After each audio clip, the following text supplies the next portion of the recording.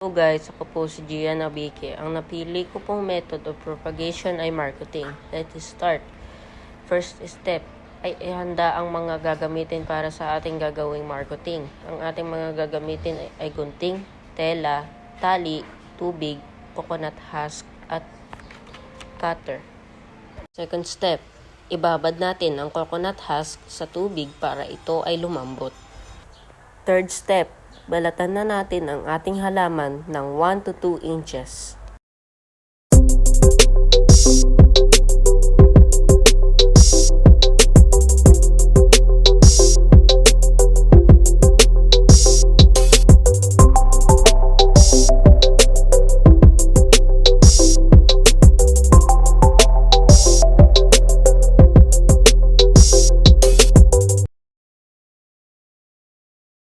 Ayan, nabalatan na natin. At fourth step, kunin natin ang ating binabad na coconut husk at ibilot natin sa ating nabalatan na parte ng ating halaman.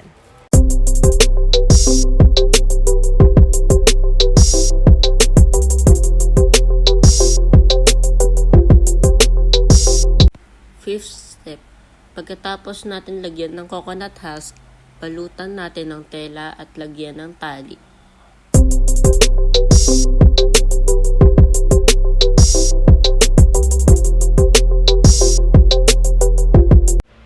By the way, ang ginamit kong panali ay ziplock para hindi ko na ibuhol at madali lang tanggalin. Siya nga po pala, araw-araw ko po dinidiligan ang minarkot ko pong halaman para mabilis magkaugat. Then after 3 weeks, check po natin ang ating halaman kung ito ay nagkaugat na.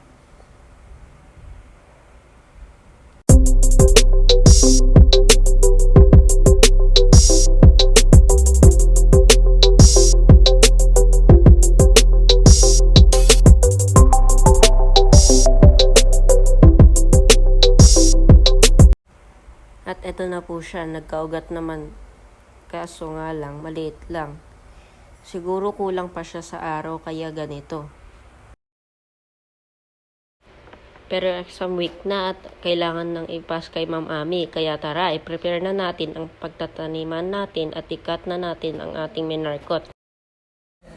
Nakikita niyo po ba yung maliliit na puti sa dulo na kinat nating halaman? Iyan po yung ugat. Tara, tanim na natin. Let's see kung mabubuhay. Pero sure ako na mabubuhay itong halaman na ito kasi sabi ni Mama, madali lang mabuhay ang mga halaman katulad ng San Francisco.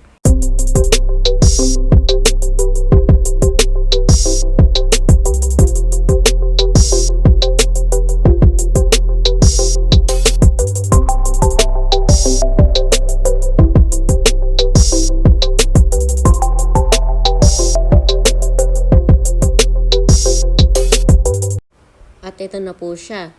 Charan! Thank you for watching.